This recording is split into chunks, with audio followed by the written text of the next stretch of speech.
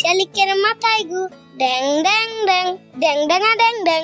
ওরে রে, ঘুঘু পাখির বাসা, শালিকের বাসা, বুলবুলের বাসা, টিয়া পাখির বাসা।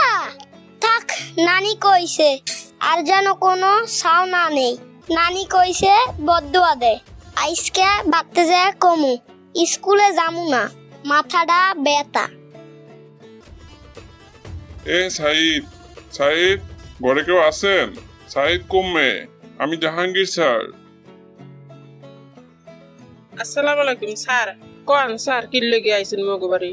ও সাইদের লেগে? হয় স্যার, সাইদ ঘরে আছে, সাইদের মাথা ব্যথা স্যার।